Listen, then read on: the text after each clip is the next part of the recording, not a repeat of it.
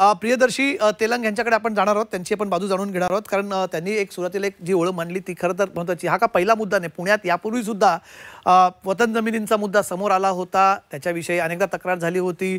अर्थात अशाच प्रकारच्या तक्रारी होत्या, कशी जमीन गेली, पण अनेकांचं आतापर्यंत आम्ही जेव्हा ही तुम्हाला स्टोरी तुमच्या समोर आणली, आम्ही त्याच्या फॅक्ट्स तुमच्या समोर मांडलेत आणि त्याच्यावर ज्या प्रतिक्रिया आल्या त्या सगळ्या प्रतिक्रिया केवळ एक गोष्ट सांगतायत.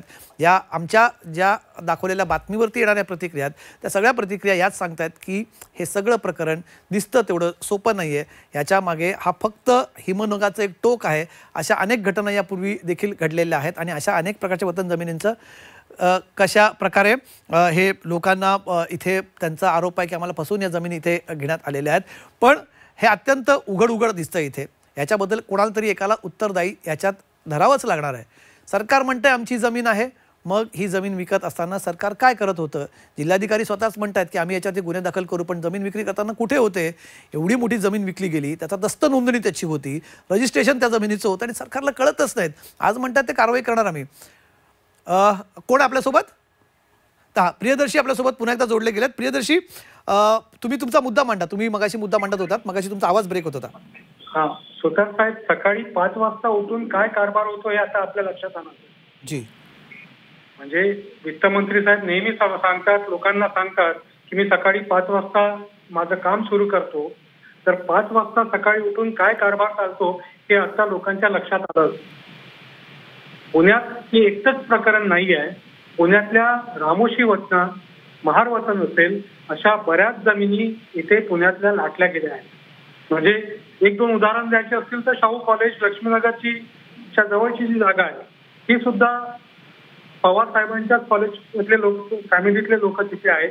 केशवनगर असेल, खराडी असेल, अशा बऱ्याच ठिकाणच्या जमिनी या लाटल्या गेल्या आहेत. लोकांना फसवणूक केली गेली आहे आणि त्याचा मोबदलाही त्यांना कधी मिळालेला नाही. म्हणजे एकीकडे ज्या जमिनीच्या माध्यमातून या सगळ्या लोकांचा वर्षानुवर्षे जो तिथे ताबा आहे त्याच्यावर त्यांना काहीच करू दिला जात नाही आणि त्यांना रितसर जर विकायचं असेल तर तसंही ते केलं जात नाही आणि अशी फसवणूक करून त्यांच्याकडून त्या जमिनी लाटायच्या असा कारभार पुण्यामध्ये बऱ्याच ठिकाणी झालेला आहे. माझी वंचित बहुजन आघाडीच्या माध्यमातून एक मागणी असेल की या सगळ्या वस्ती जमिनीच्या संदर्भात चौकशी नेमावी. ज्या काही आपल्याला दिसतात, कोल्हापूर असेल, पुणे असेल, रायगड असेल, इकडे ज्या जमिनी आहेत वस्ती जमिनी, या सगळ्या वस्ती जमिनीमध्ये अशाच मोठ्या प्रकारे लाटल्या गेलेल्या आहेत.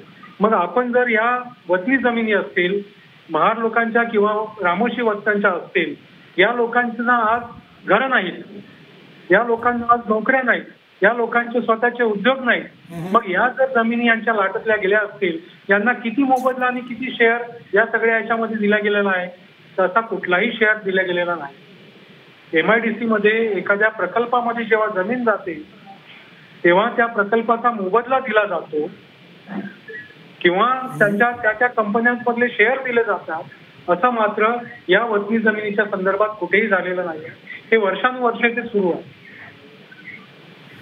मला एक सांगा प्रियदर्शी, तुम्हाला या विषयातले एक अभ्यासक म्हणून सांगतो, विचारतो हा प्रश्न मी.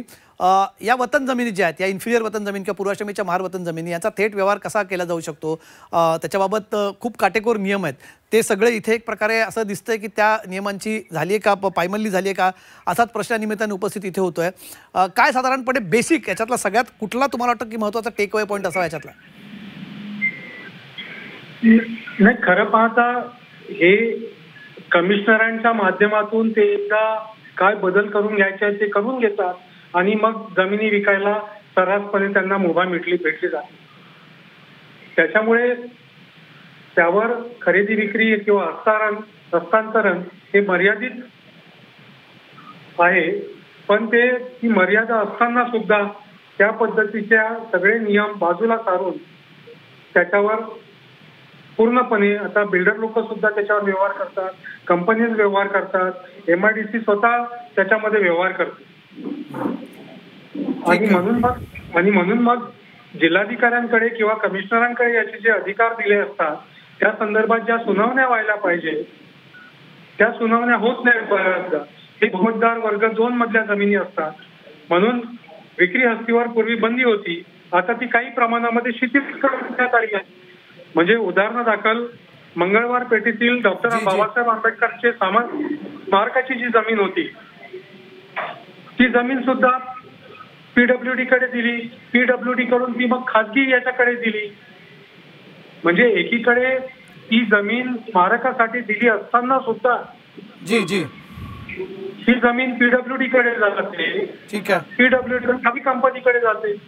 म्हणजे डॉक्टर बाबासाहेब आंबेडकर स्मारकाच्या लागलेली जमीन पुण्यातली, जी असे बरेच प्रकल्प आहेत ठीक की आहे. ज्या अशा बऱ्याच जमिनी आहेत ठीक की आहे. ज्याचा व्यवहार बंदी असताना सुद्धा ते शिथिल करून त्याच्यावर तो व्यवहार केला जातो. ठीक आहे. ठीक आहे. आपण या सगळ्याबाबत माहिती घ्या. धन्यवाद प्रियदर्शी तुमचे.